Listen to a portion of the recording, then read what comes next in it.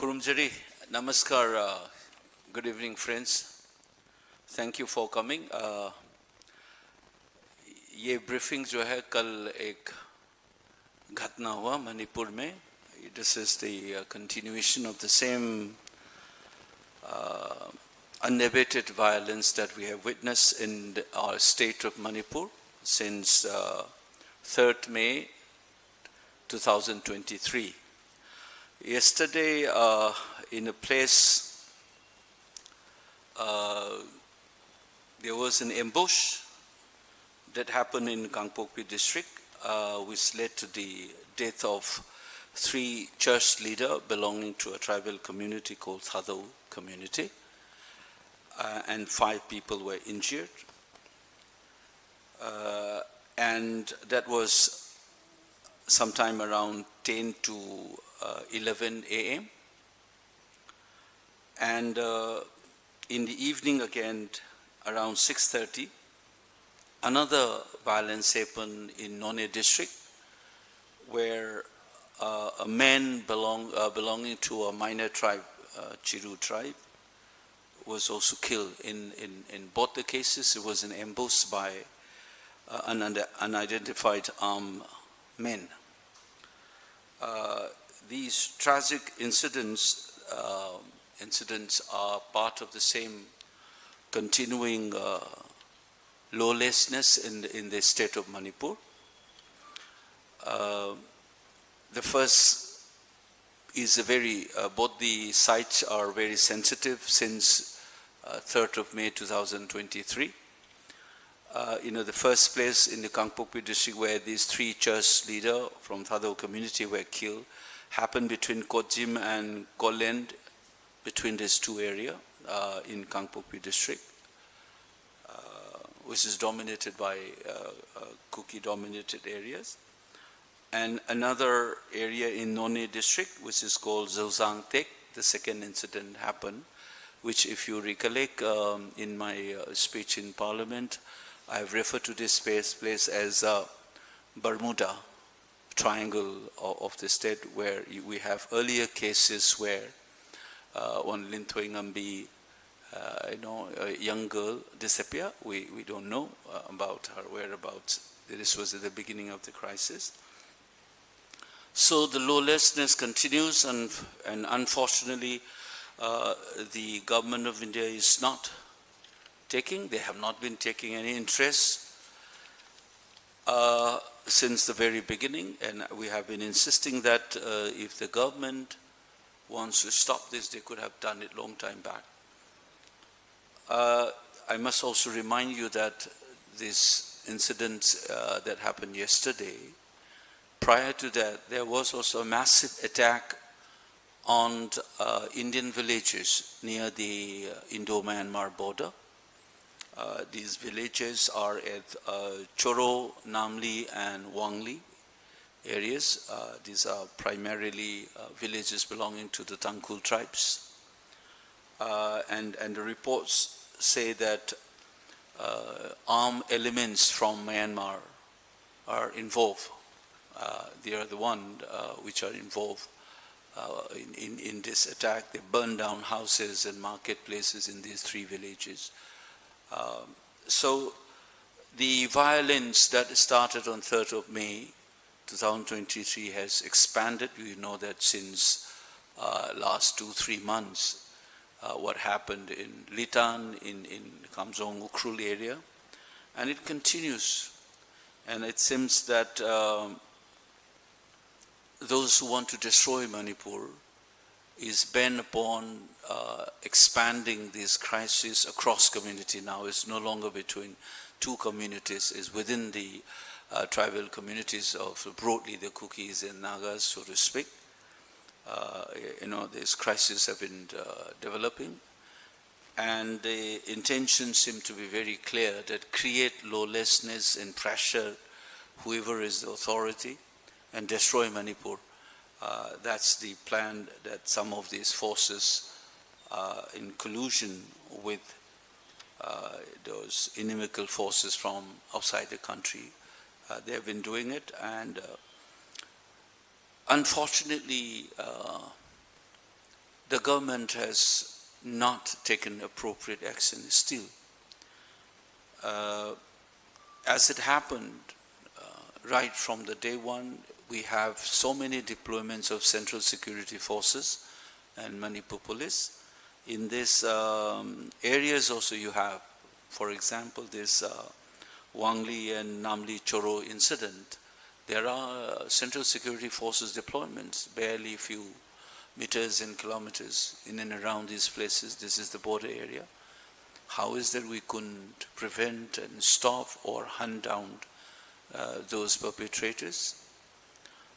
This has left the people of the state to wonder whether government of India is not merely failing to do the job to ensure that people have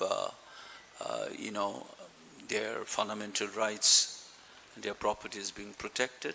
It's not simply a matter of failure of the government. People begin to think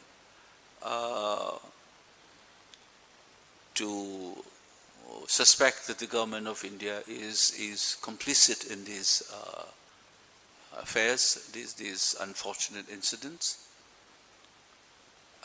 If we look at it as simply a matter of abject failure, we will miss the true picture of what is happening. That has been the concern among many observers in Manipur now, that certain elements of the Indian state are actively participating, and BJP, its typical polarization of society which they are used to, they are pursuing this along with these inimical forces. That's the general feelings that we have. But for us, in our party, what we have been saying is that the government must ensure that they take care of the people of this state and protect the life and property of the citizens in that state. Unfortunately, they have not been able to do it. And as it stands, the inquiry commission that they have instituted in 2003, it has been extended for the 5th time. And let's see, this May 26 is again this is the 5th time they have extended till May 26, which is going to end. And I suspect that they might again extend it. So justice delayed is justice denied, as you know that. So they have not been able to fix accountability. We still don't know from May 3rd, if you recollect those incidents and if you remember those images, there was a vandalism committed near a memorial gate, followed by burning down of houses in Torbung areas. You saw people holding AK-47 rifles in the afternoon of 3rd of May itself, while the houses are being burned down in Torbung areas. We have been bluffing ourselves. Many of the people, especially in the mainstream media, they are saying that there are cartouches, local made guns, despite the evidence that there are sophisticated weapons are involved. The government said that they have recovered. Quite obviously they have not recovered. You see images of armed men walking around in the presence of Central Security Forces. All these criminal activities that have happened yesterday again is you have the security deployment in and around these areas. So quite obviously the state has not reined in the violence, especially these armed groups in remote areas, particularly in the hill areas. We demand that the government take immediate actions to bring these criminals to justice and do an honest assessment of the situations. That I appeal to the mainstream media as well to report these instances. There is a tendency to brush aside these instances, incidents, as if these are the usual thing, that we are normalizing what is essentially an abnormal condition. From our party, we condemn this violence, and we condemn also this irresponsible and abdication of responsibility by the government of India. Mr. Modi, you remember he was on a boat ride recently in Hooghly River. And for many of us, it reminds us of that famous film, Amar Prem in 1972. You remember that there is a lovely song by Kishore Kumar, Chingari koi bhar ke to sawan use bujaye, sawan jo wo aag na lagaye, wo kaun bujaye. So the government of India, if it is complicit in this entire action, there's an irony. That's the beginning, the sense that we have in Manipur, that if government of India is either complicit, which is shown by their inaction, then kisse appeal karna hai humko abhi? That becomes a moral dilemma. And it will be really unfortunate if the people of the state started saying that, well, if the government of India is not able to stop this, should we appeal to the United Nations? It will be really embarrassing for us to do this, because the crisis in Manipur is globally known. And people will begin to ask this question, why the Indian state is not able to protect the citizens' lives and property in that state. You know that in the World Summit in 2005, we, as a country, we have also committed, there is something called R2P, right to protection, that if the state, any member state has failed to protect the life and the property of the people, and then international community has a right to intervene, to resolve this crisis. But I believe that the Indian state is more than capable to stop this violence. It is sheer irresponsibility and unethical on the part of the government of India to have allowed this to happen. And both in Imphal and Delhi, they are in power. And the fact that they have not resolved is not only a matter of the life and property of the people of the state, but also it has going to expose our country to international embarrassment. If anything of this kind of R2P being invoked by people of this state, we started appealing to the UN, it will be really, really unfortunate for us as a country, and will be embarrassing as well. So I think we appeal to the government of India to bring out the report of the inquiry committee, which is now being headed by retired Justice Balbir Chauhan. You know that Ajay Lamba Justice has resigned, and they have said it initially when they instituted this commission of inquiry in 2003 June, is within 6 months they're supposed to give it. I think accountability for this violence must be fixed, and then culprits of these violence must be brought to justice, and immediately government must take hard decisions to crack down on these armed groups operating with impunity. But as I suggested, increasingly as government has not done its job, suspicions of the government's own agencies being involvement is doing round the corner in the state of Manipur, which is unfortunate for us, which is avoidable, certainly avoidable things. It will be a result of the abject failure and irresponsible manner in which the government of India has behaved towards the crisis in Manipur. So we should not lose any more lives. This is continuing it. For the last 2-3 months, this fair has expanded to the hills between the tribal communities as well. I think that's the issue that the government of India, I know we are very, concerned, and our attention is with the elections in the rest of the country and results and so on. But please do not forget Manipur is the government of India's responsibility, which has not been performed so far.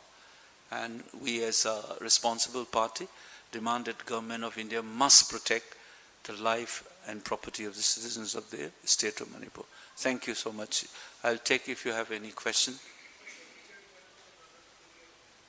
I think there's, one of the first thing we need to do is the state law enforcing machineries must be recovered, restored, and revamped. Manipur police is almost defunct, and they are the first line of law and order. They are the one who primary institution to run law and order. Manipur police must be restored, revamped, and the government of India uses its all armed forces. All these incidents happen while you have deployment of this. So you should also pull up these officials and fix accountability, why these things have happened despite the deployments. And then armed groups, particularly in hill areas where these things have been happening now. In Imphal and other areas, we have seen more or less the free movement of armed people. You will not see it now. It's been controlled. I think the government must rein in these armed groups in the hill areas, and citizens' rights to live in peace and normal life should be ensured by the state. And as I said, the accountability must also be fixed. That is what we would demand. Anything else? Doctor Koijam, जिस तरह से कल 3 लोगों की हत्या हुई, हिंसा थमने का नाम नहीं ले रही है, वहीं मणिपुर गृह मंत्री गोविंद दास कोंथोजम ने कहा कि पिछले 2 दिनों के अंदर नगा और कुकी समुदाय के लगभग 38 लोगों को बंधक बनाया गया है। आखिर ये हिंसा कैसे थमेगी? एक तरफ हत्या हो रही है, वहीं 38 लोग बंधक हैं। Well, there are contradictory informations coming, that's usual. जो न शुरू से गोल पोस्ट बदलने का जो आदत है इस गवर्नमेंट में है, कोई कुछ कहेगा, अभी कोई कहेगा कि इसमें ये नहीं इन्वॉल्व है, ये एथनिक प्रॉब्लम है, कभी कहेगा बाहर से आए हुए हैं. So they have been saying, I think the all said and done, what they are trying to do is that, some people are, we have also reports saying that it could, a lot of their internal crisis within the party is getting manifested in this violence. That has also become one factor that you can see any observer back home in Manipur, जो उसका party का अंदर में जो crisis है, that has always been a problem. Remember that at the beginning, उसका जो पहला गवर्नमेंट की खुद का कैबिनेट मिनिस्टर कोई कहता है मणिपुर को बंटवारा करना चाहिए, दूसरा कैबिनेट डिसीजन लेता है कि मणिपुर के इंटीग्रिटी मेंटेन करेगा.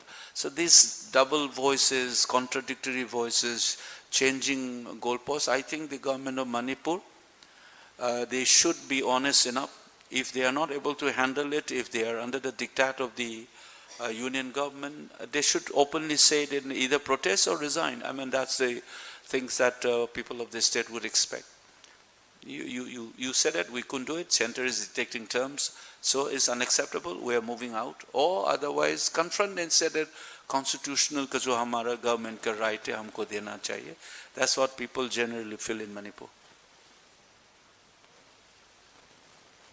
Then, anything? Thank you so much.